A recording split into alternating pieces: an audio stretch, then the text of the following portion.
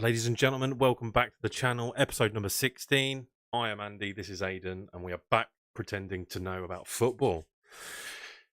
I'm rubbing my hands together this week. I'm going to contain it. No, you're not. No, you're not. It's been a good week. We're going to be civilised. But Again, no, you're not. Okay. You called me out. I'll be nice to start off with. Skill shots welcoming, by the way, dude. I thought starting the weekend off that it might be the worst place to be as a Chelsea fan, but a draw at Fulham's turned out not to be the worst result of the weekend. Yeah, but we'll get into all that stuff soon. Aidan, how you been, mate? How's your week been? Oh yeah, it's been all right. It's been a lazy week this week, but come on, fess up. I think I got a little bit wild one night this week, and I've been bedbound since. So it's been a recovery process, but I'm fully recovered now, and I'm ready to crack on. He's taken his man-up pills. He's ready to go. Ready for the week ahead, ain't you, buddy? Yeah, just about. So if you haven't done already, if you're watching, thank you very much again, as always. People who come along, we do appreciate you. Ben Ray is back in the house. Let's go, mate. Good to see you here. If you haven't done already, just drop a little like on the video. Let's try and reach more Liverpool fans to mock, because that is one of our favourite things to do over here. If you'd like to join the Discord as well, if you're not on Discord, you can sign up. If you are on Discord, the link is in the chat and the description. We'd love to see you over there too. Get a little discussion going over there, and all of our socials as well. So let's start off then with a review of the Premier League fixtures. Yeah. Sean, perfect timing. Let's kick off with probably the biggest upset of the weekend then.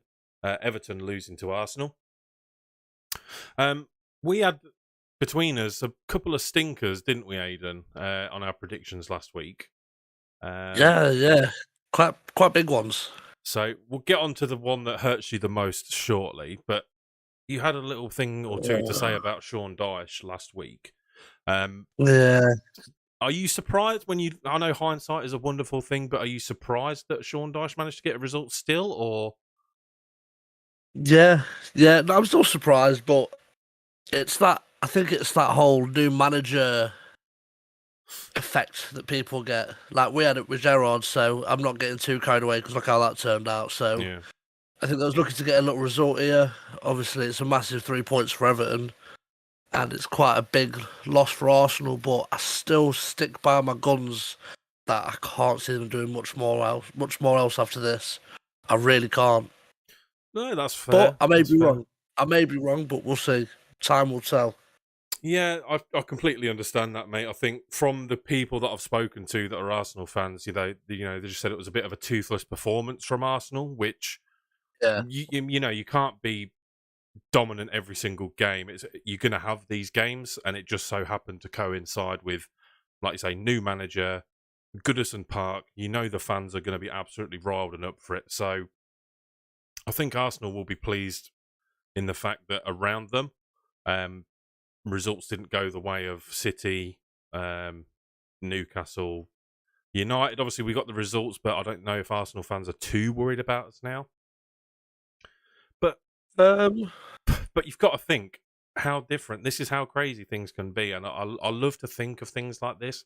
If we had have beaten Arsenal in the game where they beat us 3-2, we'd be 2 points behind them now. It's fine margins, and Arsenal have got an easier run, but I don't know. Sean, then yeah, I thought Everton were well worth the win. They were well drilled, strong in the challenges, and great in the air. Can't fault them. Yeah, it's a big 3 points to drop, though, isn't it? It's a big 3 points to drop against Everton, but again, like you say, the results have been kind to Arsenal as well, with Man City losing, and obviously apart from United winning, but. I'd still say it's 3 points they probably didn't want to give up. It might have just been like a bit of complacency in their part. They probably might have they might have gone in thinking, "Oh, this is going to be easy," and they may have slipped up a little bit. But hopefully for Arsenal fans, they can bounce back and get 3 points next week. But again, we'll have to see. It could have been, like you say. I'd say if anything, it would be complacency from the players, in my opinion. I don't think. I know Arteta as a former Everton player himself. He knows what the fans are like. He knows how ruthless they're going to be. So I think Arteta is going to be very, very disappointed with his players in that one, I have to say. But like you say, if you're well drilled and they're doing the right things, then what can you say? That's it. I think my stinker to pick out from last week was about Wolves. When we did our mid-season predictions, Everton was the team that you predicted to go down, and I predicted Wolves. Now, up until yesterday, they'd scored only 12 goals in 20 games, and then they go and score 3 against Liverpool. I think Liverpool have a lot to answer for now, Jurgen Klopp especially. Definitely. We've got a full segment a bit later on in the episode as well, where we're going to talk about Jurgen Klopp. So we'll keep as much back as we can for now. But I'm sure Liverpool fans are absolutely fuming. I've got absolutely zero sympathy for them, because this was a Liverpool team that only 2 years ago was getting compared to the 2008 Man United team, saying who's best, and you're really going to compare a team that won the title 3 times in a row and a Champions League. Just behave. You're getting humbled now. The team just looks really poor as well. I mean, injuries is Klopp's number one excuse. They were missing Van Dijk yesterday. But Joel Matip, I'm sure I saw all over Twitter and TikTok and everywhere you could go how underrated Joel Matip is as a centre-back. And it's like he'd never played football before yesterday. I know he can't do much about the own goal, but the second goal for Wolves, he's got to be doing better there. Yeah, so I've not actually seen the Wolves goals. I know you said about Adama pulling out a pinpoint pass, which absolutely hurts me to the core. Yeah. Like, fucking hell, it hurts. But I think for Liverpool to be how they were to how they are now, I can't see there being any excuses to what's happened. Yeah. Like, well, Klopp's used all his excuses up now. There's nothing else he can possibly say. Like, they just need to pull their fingers out their arses, don't they, really? Like, they can't be getting dicked by Wolves 3-0 and getting knocked out by Brighton in the Cup and then going, oh, well, it happens. No, it doesn't, mate. Yeah. You've got Mo Salah on 400 grand a week. He should be carrying you. Yeah, they've got the Champions League to worry about losing as well. I mean, they're up against Real Madrid. Yeah. So their season could very well be over. Is Jurgen Klopp up for the sack? I don't know. As I say, we'll talk about that in his own specific segment. But yeah, not looking good for Liverpool, and that's very, very sad, isn't it? Newcastle dropping points as well. Again, we're talking about all the teams at the top dropping points.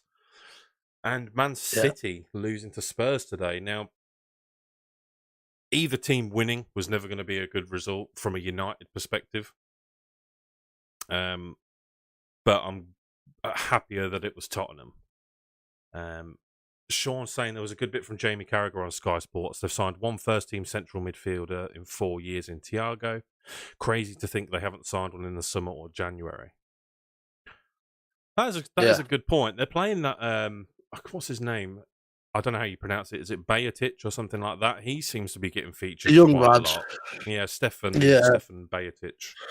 But this is the thing. They've not signed anyone who can step up and take over. Like, you look at their midfield, where it was, what was it, Fabinho, Henderson, Naby Keita, and all these people. I was going to say the key word there being first team central midfielder. Like Naby Keita, would you consider him first team? He was poor. When he signed, yeah, but after watching him, no, you wouldn't. And that's the problem. Like, there's all these talks about Jude Bellingham. They should have bust the bank, mate, and got him through the door in January. Mm-hmm. If because they're dying for midfielders. I think that's their big issue at the minute, is their midfield, because they're running on tired legs through the middle of the park in a very high-paced Premier League. Mm-hmm. So I think that's where their struggles coming through, and they're just getting outrun by everyone in the midfield. And it's something they really need to start looking at and sorting out, I think.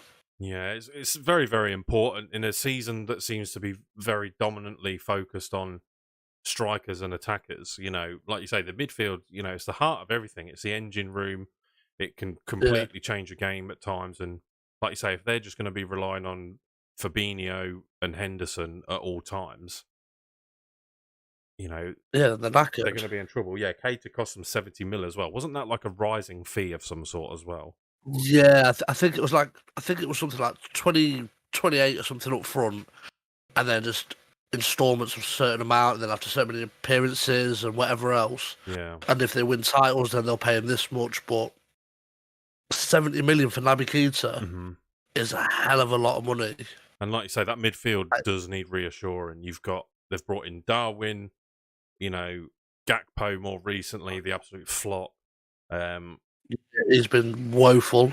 Honestly, I was being bitter and jealous about it when he first signed, but now I'm not bitter or jealous in any way, shape, or form. The way he started out his time at Liverpool, I know it can't be put all down to him, but he is useless. He has done absolutely nothing for them. He's not done anything. More recently, they've signed Luis Diaz, Diego Jota. Where are all these players? Where is Salah? You could almost guarantee there'd be a bit of Salah magic in every single game. Everyone was captaining Salah in their dream teams because he was inevitable. Yeah, but I think this is one of the main issues they've got at Liverpool now. They've signed so many forwards. Like, it's fine saying, well, we can rotate our forwards. We've got quality going forward now. Yeah, that's fine, you have. But they're not doing anything. You spent all this money. They're not scoring goals. You need your midfield to create these opportunities. Salah's not going to win the ball in the middle of the park every time and create the goals. That's where you need like a Jude Bellingham. You need Henderson in his prime. His leg is getting old now. Milner getting old. Fabinho, he's a holding midfielder. He just wins the ball and sprays it. Like, they need to be investing in quality now. They should have done that when they won the league, won the Champions League. That's where they should have gone, right, you know what? Now we need to invest big money because we're showing that we're here to do business. But they haven't. They've gone, Darwin Núñez. Oh, brilliant. Yeah. Fantastic. But then you play Firmino, and Firmino scores 3 or 4 goals for you. Like, what? It's just mental. I think a lot of people might say that they're missing Mane, but I don't think that's the case. You think how many of their goals also come through the likes of Trent and Robbo, getting forward. Trent used to be able to just assist almost every other week, like even more. Yeah, for fun. But it's not happening for them now. They've sort of been found out, and I think they really need to sort of improve this. I mean, what's their run of fixtures looking like now? If we can do our pretend pundit research on the go. Yeah, I will have a gander. They've got a Merseyside derby a week tomorrow. They've got Newcastle away. And then they've got the Champions League, first leg, Palace away, Manchester United at home, and then Bournemouth followed by the second leg against Real Madrid. This is going to be... I am going to make a bold-ish prediction that by the time that Liverpool have played their second leg, who's the next game after their second leg? Fulham at home. Fulham at home. Man City. Then Arsenal away. Arsenal at home, sorry.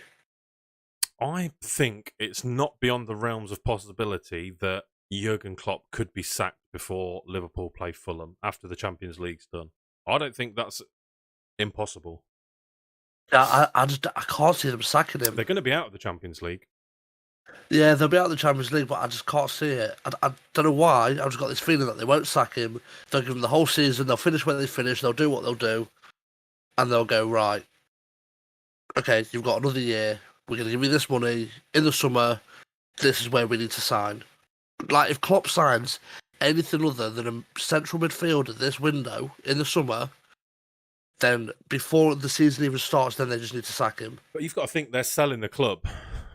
And what's more valuable, a club with European prospects next season or a club with nothing? I don't know, 'cause I think if Klopp gets the right people through the door, which, let's be honest, I think he's very capable of doing that. I think if they get the right players through the door, again, the following season, mate, I can't see a reason why they can't be up there challenging it yet again. I don't know. I think they've got the rotationals up front that can score and create goals. They've got the fullbacks if they start getting these right and gelling again, and maybe it's a team morale. Team morale's probably been smashed to pieces right now. Mm-hmm. Couple central midfielders. I'd say 2 big central midfielder signings. That Enzo Fernandez, is it Fernandez who's just gone to Chelsea? Big loss. Liverpool should have gone for that, or they should have gone for Jude. One of them 2 this summer. That's what they should have done, but they haven't. So I think they need to get Jude in the summer, because I think that's looking quite likely that he may be going to Liverpool. Mm-hmm. I've seen that's pretty much like confirmed that's where he wants to go. So if they get him through the door, and maybe just another midfielder, a young midfielder who's going to be quality, why not? Just do it. Don't sign anything else. You don't need a defender. You don't need a goalkeeper. You don't need fullbacks. You've got 2 of the best fullbacks in the league. They do need a decent striker, though. What salary up front? They've got Firmino. Play Firmino. Give him another year contract. Yeah. Give him 1 more year. He'll score your goals. No. He'll create goals. He can hold the ball up so well, and he gets so many assists. Jokes aside, Darwin Núñez did do quite well yesterday, considering he didn't score. But I just have to give credit to Jose Sarr, because he made a couple of really good saves. Like Darwin Núñez absolutely put his foot through some of them shots. But yeah, I agree. Liverpool shouldn't change anything, Ben. But if they don't change anything, Conference League is an ambition for them at this stage, because I think you've got to be at least 7th. Yeah. So I know they're no Brighton. Liverpool are no Brighton or Fulham this season. Let's be honest. Stevie G will save them. See, I wouldn't. If he was the only choice, I wouldn't sack Jurgen Klopp. Not a chance in my life. Oh God. I wouldn't even get with the under 21s, mate. But I wouldn't even do that. Honestly, I wouldn't even let him in the stadium, just because him there would just be a bad atmosphere. Yeah, giving them the team talk. I don't know. I think it's not impossible that he loses his job, but like you say, who else is there? It all just depends on the club sale and stuff as well, right? Yeah, and that's the thing. You've also got to think who's going to replace him.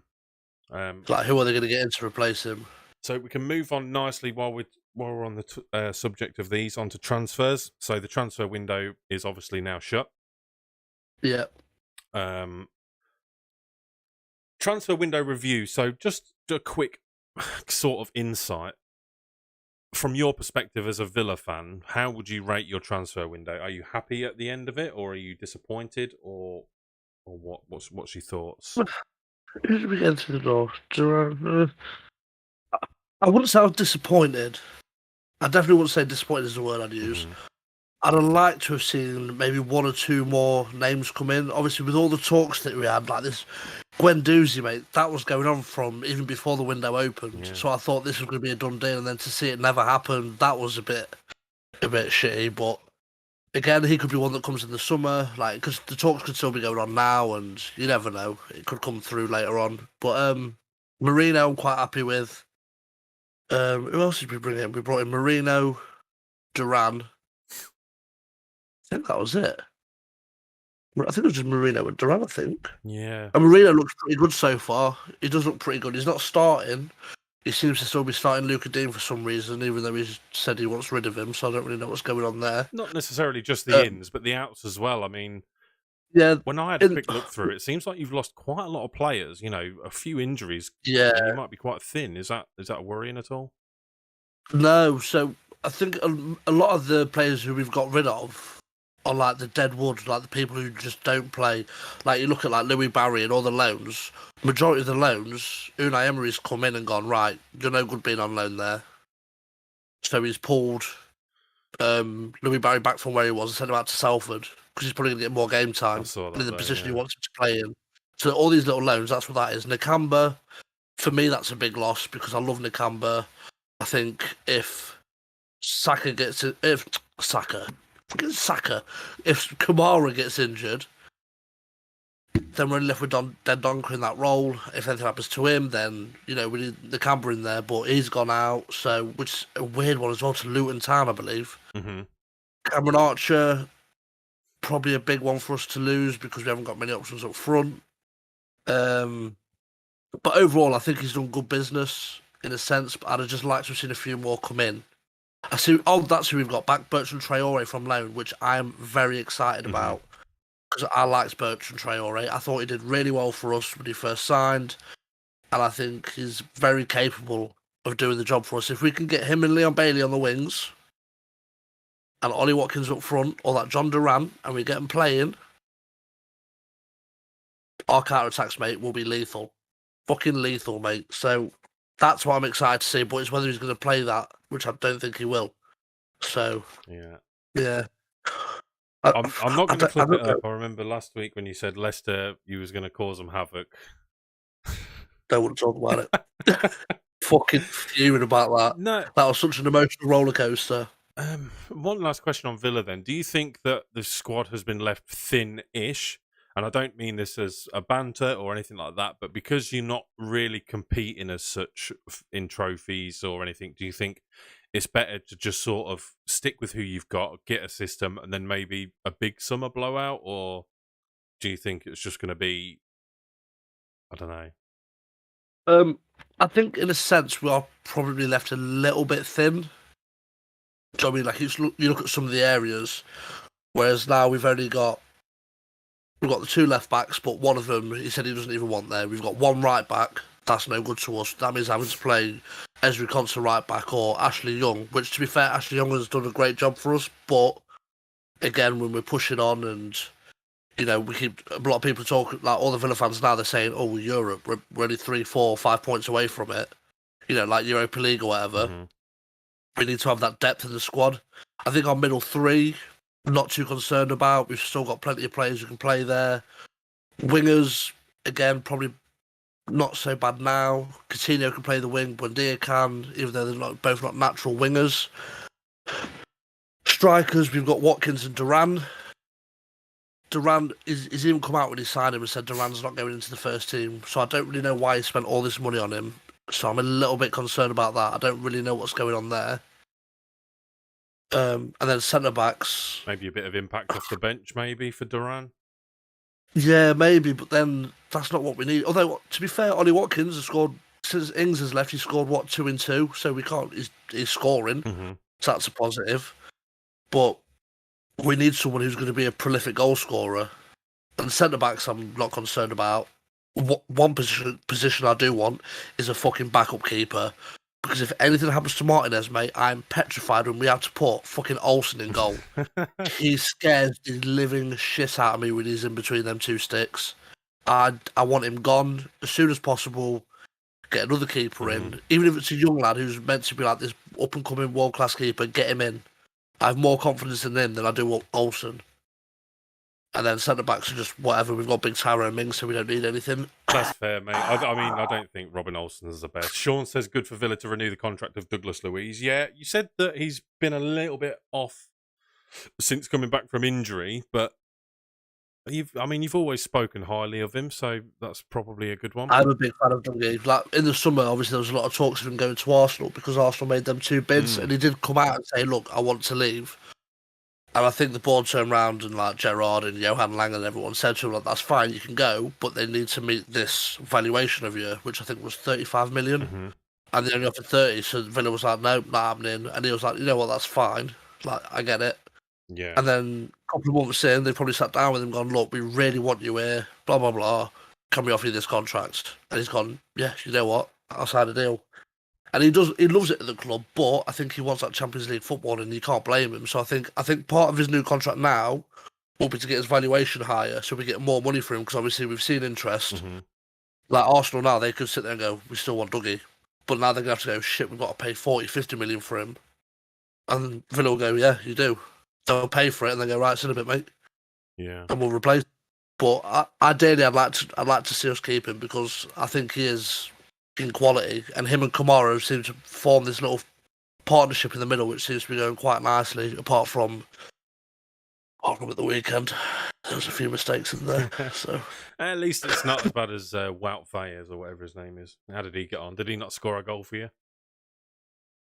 No, he didn't. I think he almost scored for them. I think he's still Liverpool's highest goal scorer since the World Cup. So Yeah, he is. That's an actual fact.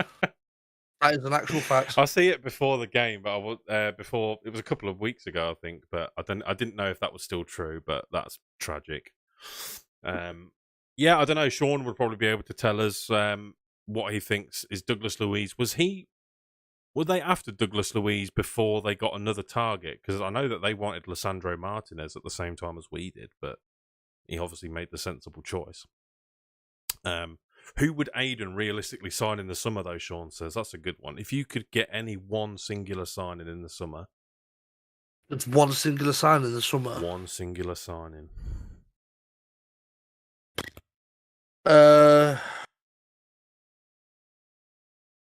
Where would I go for?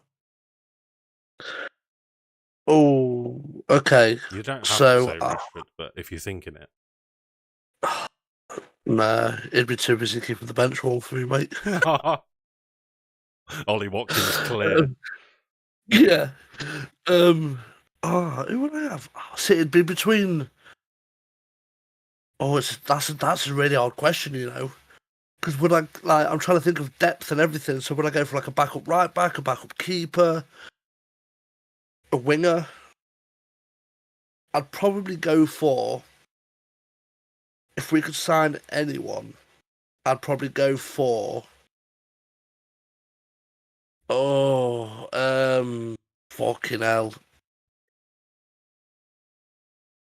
Probably Martin van der Voort, goalkeeper. Okay. Young lad. That's what I'd go for, but just purely because I'd rather see Young go right back than see Olsen go in goal. Okay.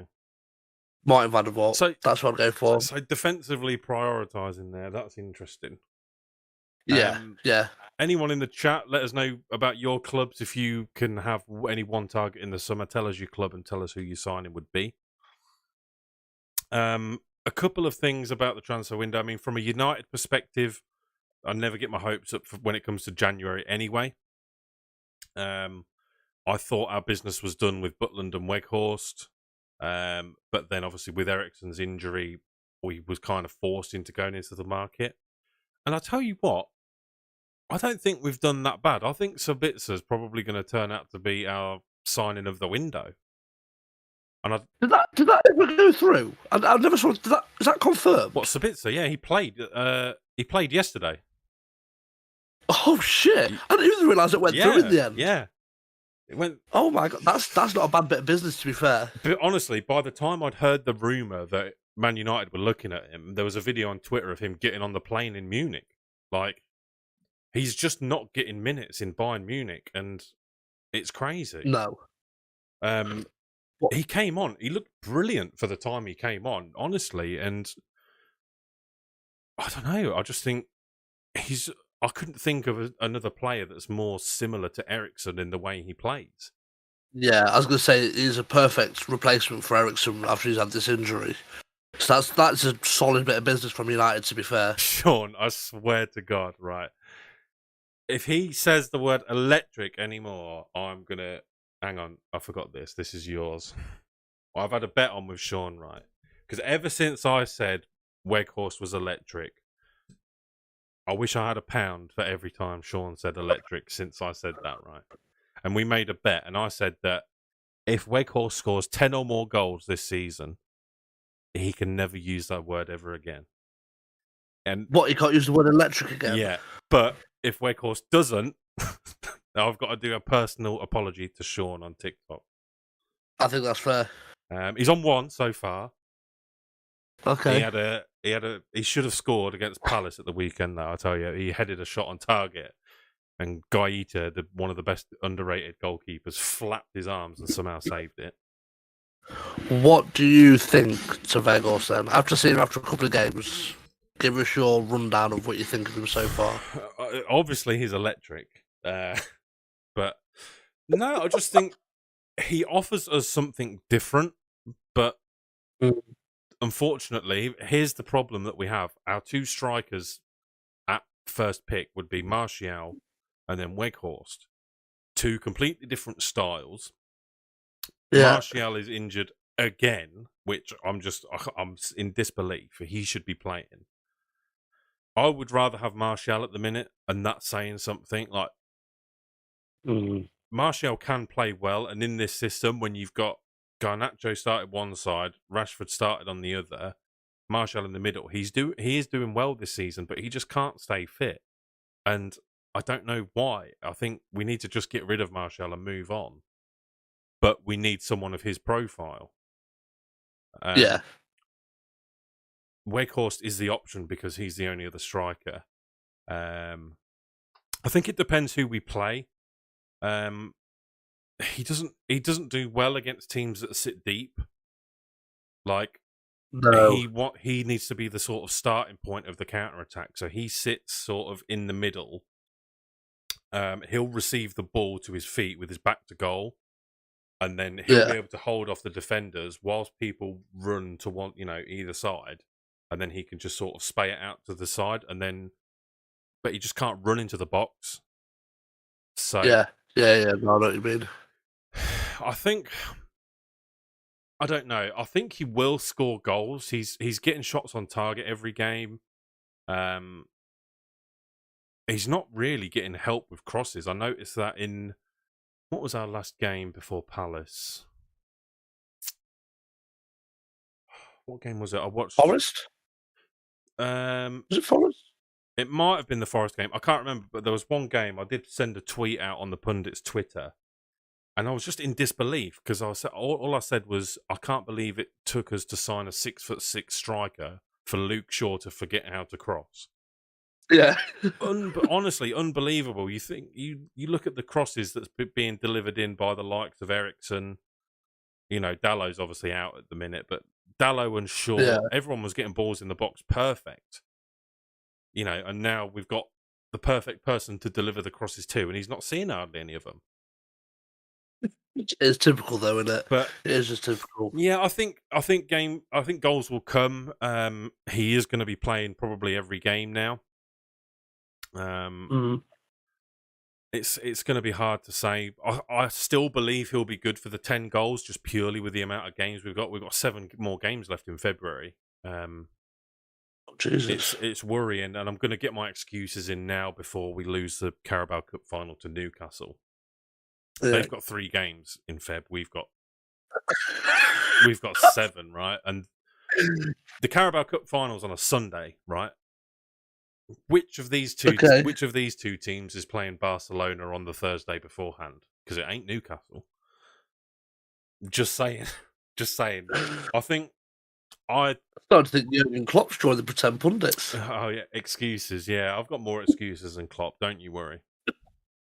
But I honestly think that Ten Hag should focus on the Carabao Cup more than the Europa League. Like, I'm sorry, but a trophy can give a lot more confidence to this team. I think top 4 is our way into the Champions League next season. We don't need to win the Europa League. Yeah, true. The Europa League, realistically, that's all it's good for, isn't it? Like, and also, but I think Ten Hag's just got that mentality that he just wants to win everything. I don't think he's going to settle for one. I think he's going to be gunning for both. You're right. I really think he's been gunning for both of them, which isn't a bad thing, but it may just burn your players out because they're not used to it.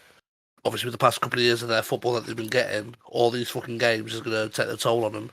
That is a problem as well. Like you say, that he clearly doesn't trust his rotation options. And he started Casemiro in a Deadwood game, 3-0 up Forest, second leg of the Carabao Cup. He'd rather play Casemiro than a Fred. Yeah, it will burn the players out. But yeah, talking of Casemiro, again, there's another segment we've got later on in the ep about Casemiro's incident, shall we say. Yeah. But yeah, overall for United, I think we're pretty comfortable at the minute. I think we were kind of rocked by Arsenal. The drop in points to Crystal Palace in the last game was difficult. So I think we're in a good position to see the season out. I think we should be able to finish in top 4. But yeah, that trophy would do us the world of good. It's been 5 years. Ten Hag seems to have a grip on things. The squad seem to be happy. Yeah. I wasn't going to bring it up. To be honest, it had completely. I've heard so much about it this week already. But Mason Greenwood, he's been in the news this week. Yes. Now, I'm not gonna talk about it for too long, but my opinion is he should not be in this team.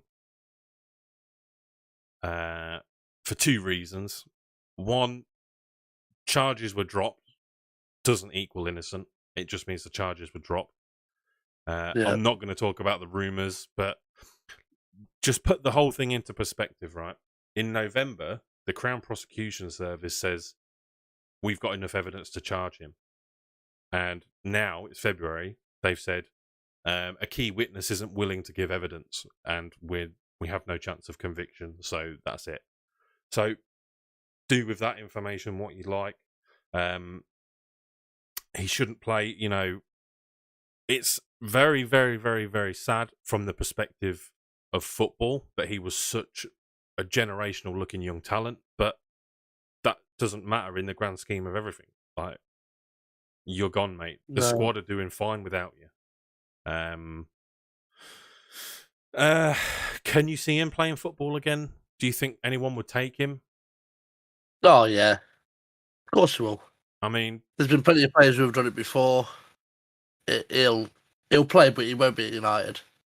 I don't think he'll be in the Premier League. I don't think there are many Premier League teams that will take him. He'll play, but it would be for a lower league side. The worst. Can't see him being in the Prem. The worst thing about it for me is like, I know our owners, right, and they're going right. Okay, yeah, they're going to see this as he's not been found guilty and he's probably worth money, so we need to sell him. It's just like, and they won't get rid of him if they can't get money for him. That is my biggest worry. I think that I just hope that Man United make the right decision here. They've refused to comment until their internal investigation is done, so I'm just praying that Manchester United Football Club make the right decision. The thing is, how long has he got left on his contract? Oh, 2.5 years, I think, if I remember rightly. Would this come under like a breach of contract? Like, would this be a reason for being able to terminate his contracts? Like, I'm pretty sure it is. I'm pretty sure they can terminate his contract for this. I imagine, and then they don't have to pay him anything. I imagine there's so many stipulations in their contracts that essentially Man United could sack him with no real explanation. Facing the club or some kind of shit like that. Exactly. Bringing the club's name into disrepute. There's several things. And like Sean says, the voice recordings were damning, so there's no coming back from it. I mean, it's... Yeah. For me... Yeah, I think I agree with you. Yeah, there's criminals in football. I mean, I know it's on a different scale, but you look at Joe Linton, just got done for drink driving. Like, it's fine to say that, yeah, okay, he made a mistake, but you've got to think he was getting into that car as he could have ended that night. He got in the car as a murderer. Do you know what I mean? Like, yeah. So there are levels to it, but I think anyone who's involved in anything like this, like criminally, just shouldn't be at the clubs. You're in a privileged position, doesn't put you above anyone else. I think with Mason Greenwood's problem, you know, you give a teenager a lot of money, you have people around you telling you how great you are all the time, and you can never do any wrong. He had an incident in the World Cup, not in the World Cup, in the England squad with Foden, didn't he, in Iceland? They were Snapchatting models and stuff like that, and I think Foden obviously booked his ideas up from there, and Mason didn't. So, yeah, I think he will still play football because there are clubs that have no morals. But I just hope he doesn't play for Man United again, personally. Rashford put out a speculative tweet or Instagram story, I believe it was actually. And all it said was, no more looking backwards, no looking behind us, we only look forwards.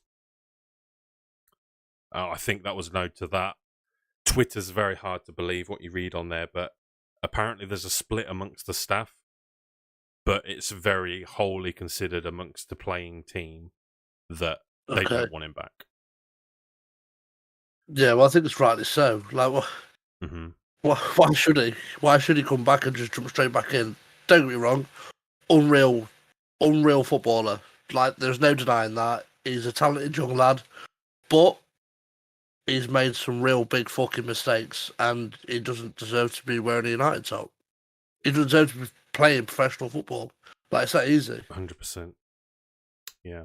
So we'll just have to see what happens with him and where he goes and what United do about it. Yeah, and finally on that, Sean saying, you can't be a role model with that history. Yeah, it's like you say, you Google his name and that's all you see, right? Yeah, literally. It's you spend all that hard work getting to that position, and you can lose it as easy as that, and I think that's fair. Yeah, like if it was a member of the coaching team that did it, there would be no two ways about it. It'd be gone already. Contract would have been terminated by now. I agree, but yeah, I did forget to add that. I didn't want to add his name into the thumbnail or into the title or anything like that because I just think that would be sort of disingenuous to do. But I did want to just give my 2 cents on it, if that makes sense. Yeah. Moving on then, sticking with the transfer window stuff, who would you say has had the best transfer window in the Prem? Fucking hell. I mean, Chelsea. I was going to say, right, you can't be disappointed having spent the amount of money that Chelsea have, right? But no. The pressure comes with that. I mean, the players that they brought look good-ish. But yeah, they need to start to hurry up and get results. I'll give them a pass for a draw against Fulham because Fulham have been good this season, but Chelsea need to start spanking away these little teams now. Maybe put together a good Champions League run, but I don't know. We'll see. They need something big to finish this season, basically. Is João Felix eligible to play in the Champions League? I don't know if cup tide is still a thing, is it?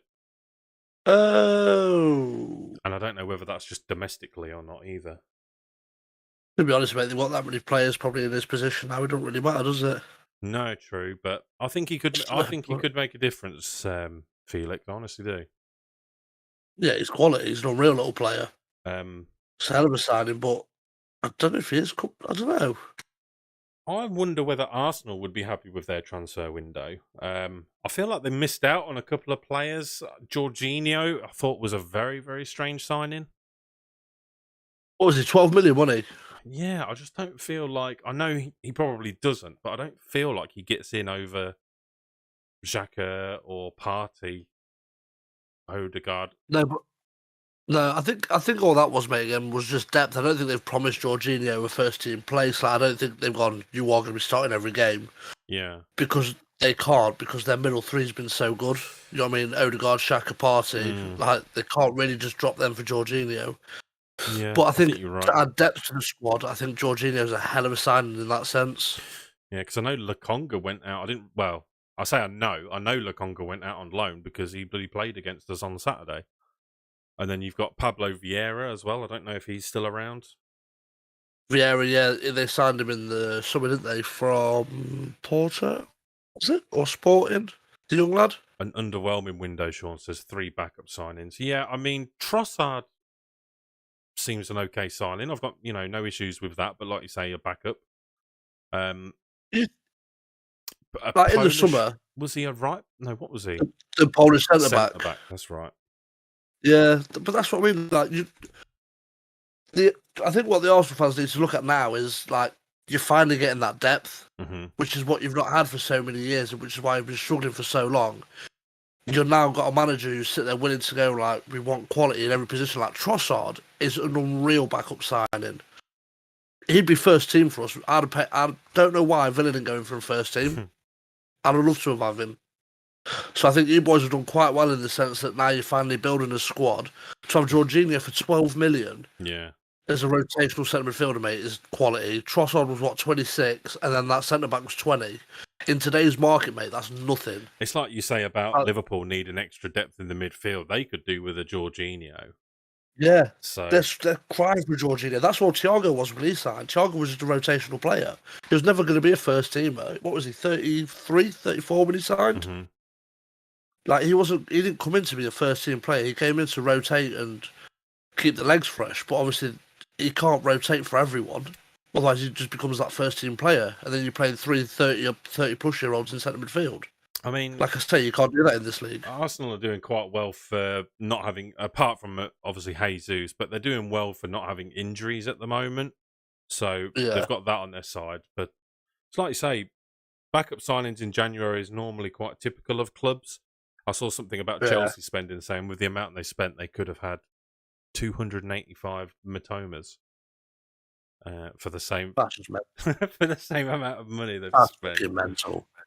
Oh, honestly, that makes me feel fucking sick. And just one bizarre transfer that I want to mention: Nottingham Forest Okay. signing Keylor Navas.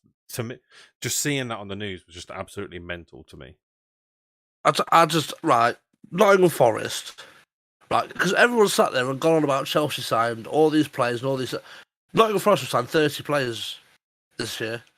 30 players this year in summer and January. Why? I mean, How? there is a reason for that, but it's not favourable. Last season they did have a lot of their first team squad was loanees, but it looks very sporadic, their signings. I mean, Yeah, it's just too much. I think as long as they get they're just scrambling for safety. One of their players, both legs when he played against us, to be honest, I can't remember his name. His name's Scarpa, the Brazilian. Oh, I don't know. He looks fantastic. I can't lie, but Navas, I think he took studs to the face today against Leeds. Love that. So Welcome to the Prem. yeah, Dean Henderson is injured, so that's why he came in.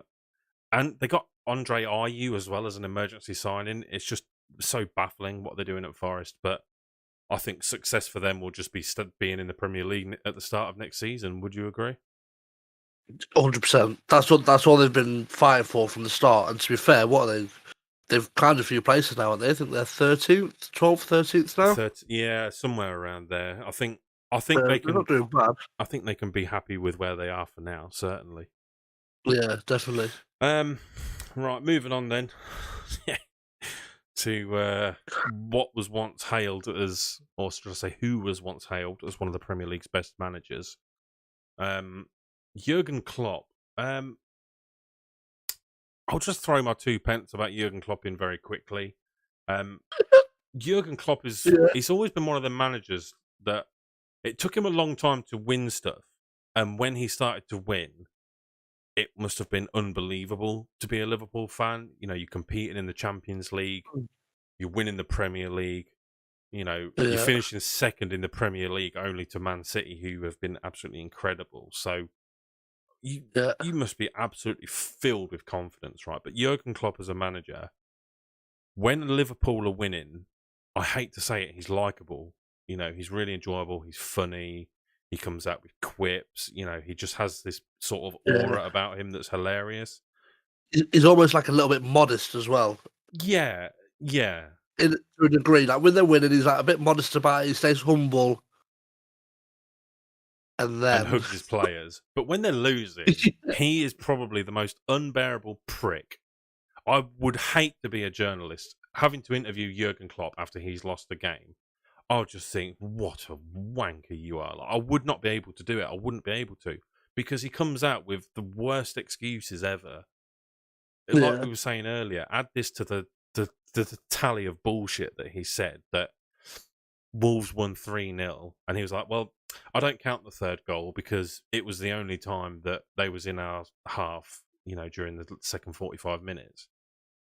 It's like, well, all right, mate, you don't count it, but it's going to say 3-0 in every record you ever search ever. Like, don't be mad just because your team can't break down, you know, a team sitting back guarding a 2-0 lead. Like, it's just baffling. You know, I mean, he's blamed. It's like Ty from AFTV. Sean, if you're watching, you'll know Ty. Everyone knows Ty from AFTV. If he was a manager giving excuses for why they lost, that would be Klopp. 100%. He's definitely under pressure now. Yes, I did see Wolves' full-time tweet. They Was that their response to? That was in response to Jurgen. I think if it's the one you're talking about, the one where they edited out and crossed out the third goal and saying, "Okay, 2-0." Yeah, I saw that. That's brilliant. I'll tell you what, football admins are absolutely brilliant, especially on TikTok. Like, I think from the Pundits page, we follow a lot of the top teams. Yeah. But football admins, honestly, some of them need a raise. I think Wolves is very good. But yeah, that's my 2 cents on Jurgen Klopp anyway. What do you think about him? And do you think he's under pressure? I really don't think he's under. Like, in a sense, yes. Like the league position is fucking woeful, and he probably should be under a bit of pressure. But for some bizarre reason, like I know, like with like Frank Lampard and everyone, I'm sat there going, he's gonna go, like he's got to go, blah blah blah. But I've just got this fucking feeling that Liverpool, because of what he's done there, I just don't think they'll get rid of him this season or anything. I think they'll give him another year, see how he gets on, and then maybe come November, December time, if they're struggling again, then they'll go, right, no, you're done. Mm-hmm. But I just can't see it being until later on this year. I really don't think they will. I think they've got very hard. I think it's just their run of fixtures. Like looking ahead, they've got the Merseyside derby again. We've seen what Everton can do. It is at Anfield, so they've got that in their favour. But Newcastle away, Real Madrid twice, Man United who are in good form. I think we'll batter. Yes, I think we'll batter Liverpool. I think it'll be. I'm saying it, right? I think we'll batter Liverpool. Remember that time when Juan Mata overhead kicked the winner? People are going to be clipping this and all sorts. And this was welcome to Juanfield. No. I just think we're going to go to Anfield and we're going to run rings around Liverpool. And when is it you're playing them? Is it soon? Beginning of March. Oh God! So they've got a month. 5th of March. They've got a month to get their act together. Because Rashford, you better believe me, Rashford is coming to Anfield hungry, and my boy is going to fucking eat. You better believe it. Oh, I hope you're not eating your words at the end of this. No, clip it. Screen record me. Do what you like. My boy Rashford's coming. Oh God. Yeah, I don't know. Jurgen Klopp, for me, I just think he's just... Like I say, I like Liverpool losing because, to me, he just looked rattled.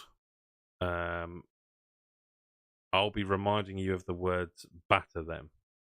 Yeah. Like a bloody sausage, mate.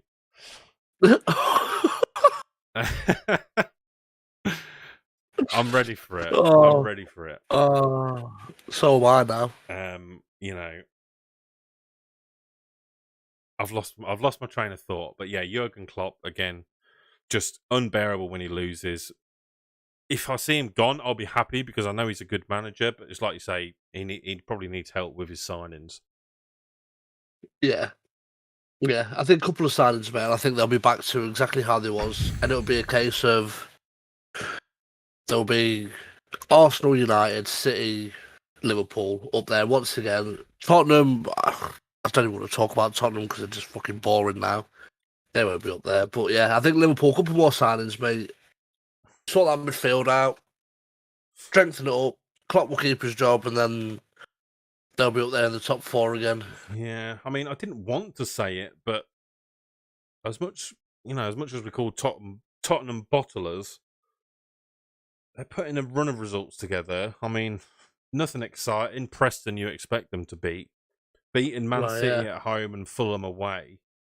Not to be sniffed at, that's all in the last 3. They've got Leicester to go before Milan in the Champions League, then West Ham at home, Chelsea at home, FA Cup, Wolves.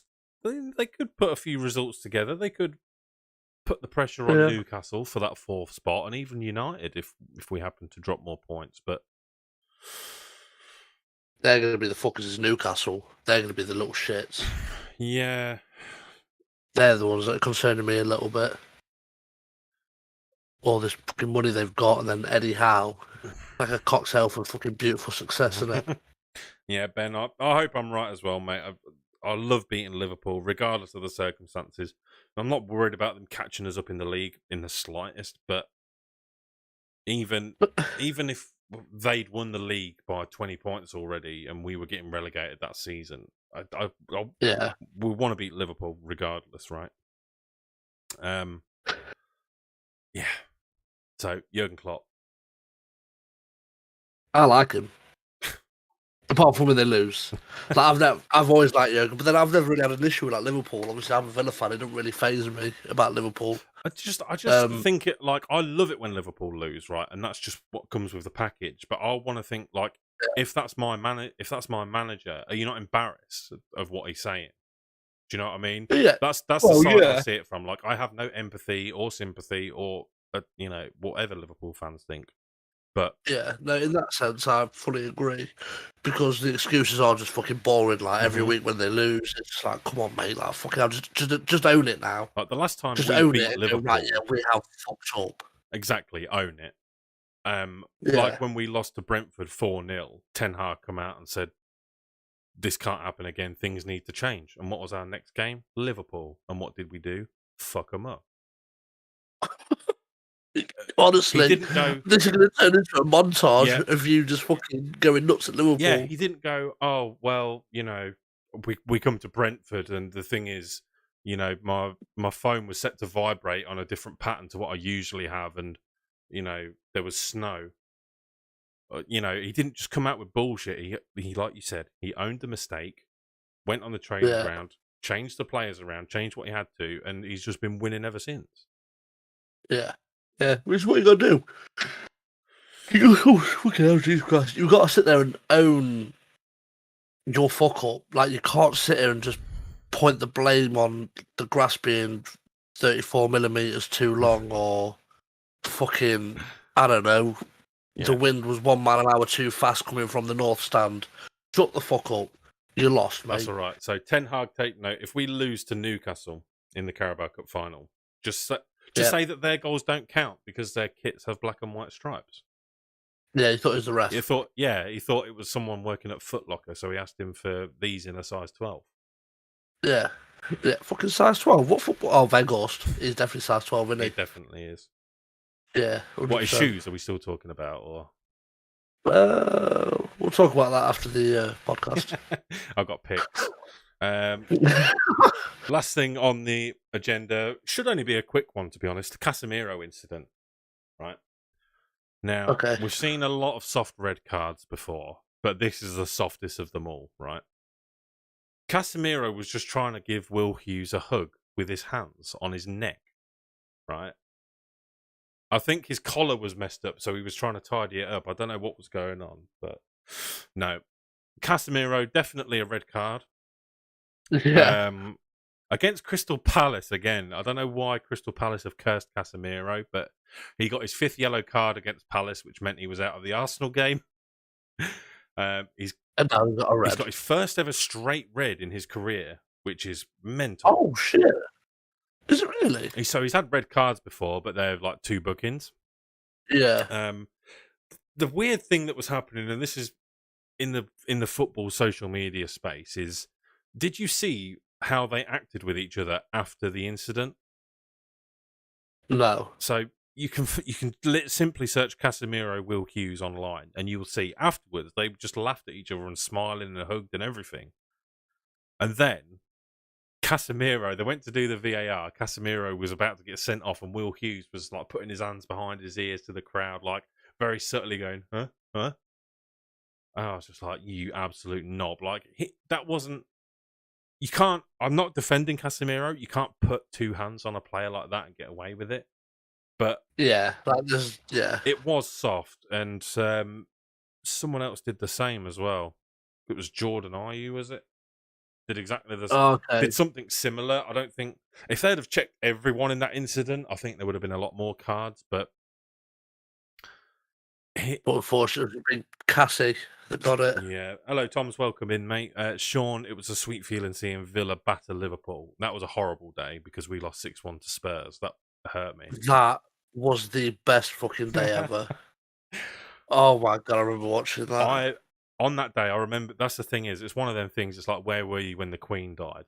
It was, where were you Yeah. when Man United got battered 6-1 by Spurs? Because I was putting some bloody LED lights around the back of my TV, you know, like them RGB strips, and the fiddly things were just not working. I had the football on the TV, so I was ready to launch the TV right out the window.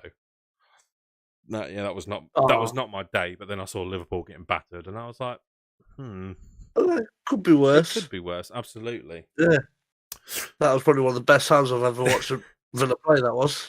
I remember being at work, just like, what is happening? What is going on? I was like, was Grealish was like quite heavily involved in that as well, wasn't he? Yeah, 2 goals, 3 assists. Ollie Watkins got 3 goals and I think 1 assist. John McGinn scored, Ross Barkley scored, and that's it. Yeah, these players don't even bloody play for you anymore, apart from Watkins. John McGinn's bloody warming up the hospital bed. Oh yeah, that is true. Yeah. But yeah, the Casemiro thing. Here's the dilemma for Man United, right? So domestically, the suspension applies. So he's got a 3-match ban. We played Leeds back to back, once on Wednesday and one next Sunday, I believe. Yeah. And then the other game that he would be out for is Leicester. So in the grand scheme of things, it's not really a bad time for him to be missing. Obviously, him missing against Arsenal hurt, but it's not like we've got, you know, Man City. Then, you know, Man United can appeal his ban, his 3-match ban and his red card. However, if they appeal and lose, he gets a further match ban added. Yeah. And that is the Carabao Cup final. You just don't appeal it, do you? I personally think, do not even bother. You can... No. I think just be the professional. Casemiro, when he got the red card, he didn't even kick off. I think... No, because he probably knew. I think that says enough. I think as much as he knew it was a soft red, I think he acted very professionally about it, didn't kick off. Yeah. And I wouldn't appeal personally, because I want him in that cup final regardless. Yeah. Like, you can't afford to lose him in that cup final. It leaves him fresh and fully fit for the games against Barcelona, though, so that's an absolute plus. Yeah. Hat-tricks for Weghorst in back-to-back games against Yank Lampard. I love that, by the way, Sean. Honestly, Yank Lampard. Quality. Sean posted in the Discord earlier on that Jesse Marsh of Leeds' new name. Leeds, I love Leeds being in the Prem because it's a guaranteed 9 goals every season, so that's great. I saw a good TikTok earlier where the Leeds fans were pretending to fight Nottingham Forest fans and they were holding themselves back. That was funny. But yeah, Leeds. I'll tell you who does love playing against Leeds. Scott McTominay. Scott McTominay. He scored some right good goals. Can you remember when we beat them? What was the score in the end? But Scott McTominay put us 2-0 up after like 7 minutes. Oh Jesus! That was fucking. I'm gonna find this clip right. That was the start. I think that was the start of last season, wasn't it? Earlier, I think. I'm gonna find this clip and I'm gonna post it in our Discord group. I used to watch. I say used to. I still do. There's a Man United fan channel, Stretford Paddock, and they played this clip over and over again for weeks after this game had gone on, of a Leeds fan channel.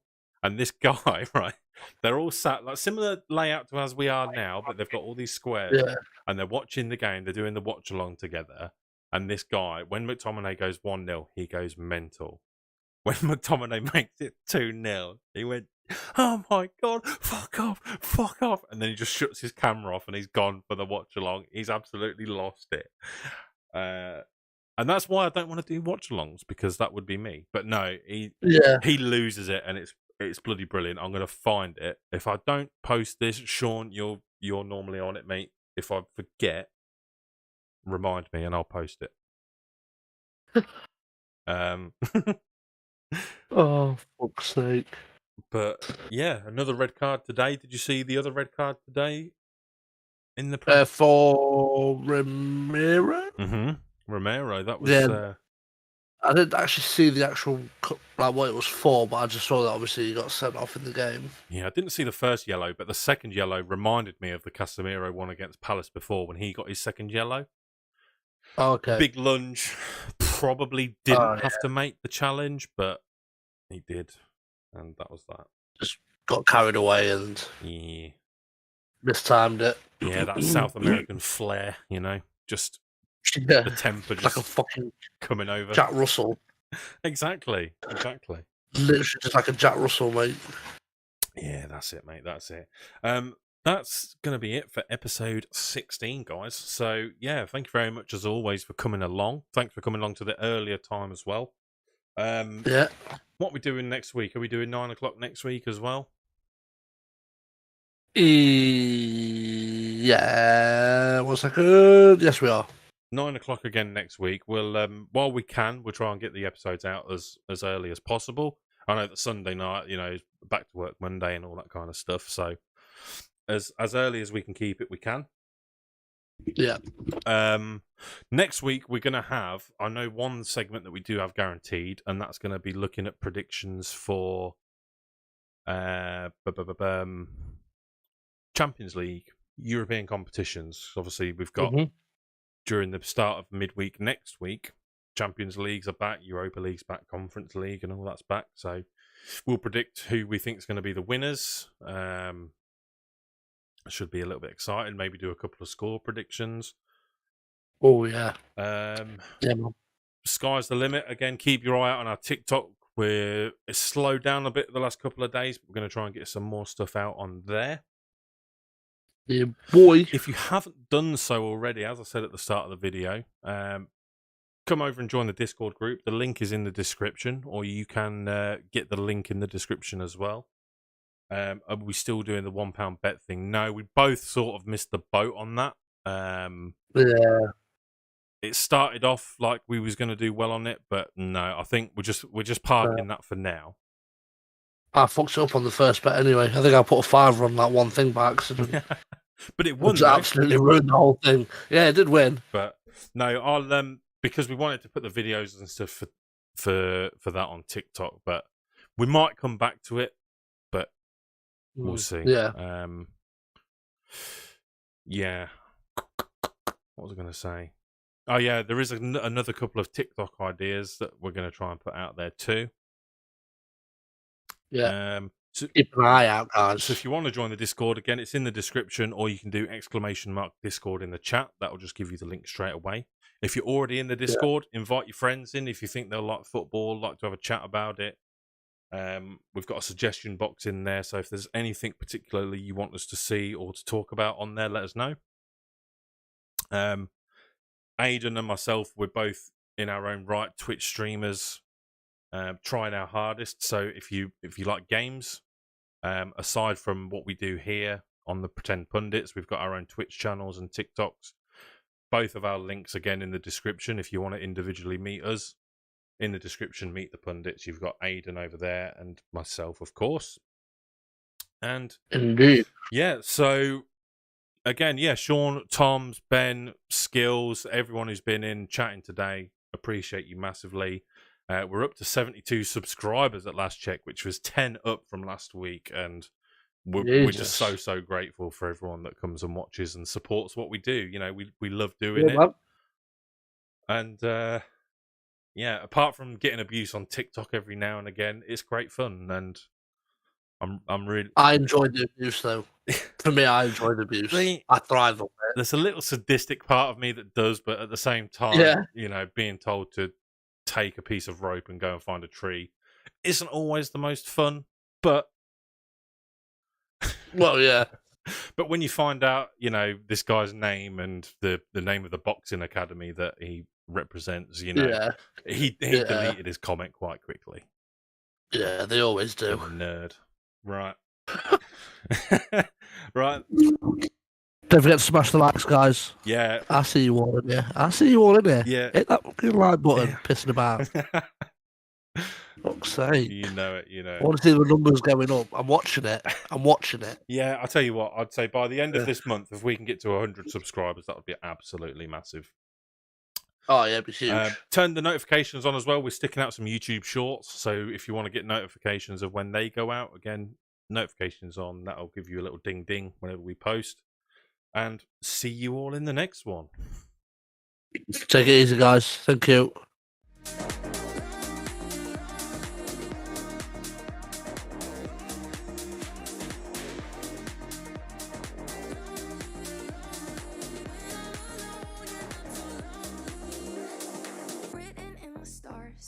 Wouldn't go that far.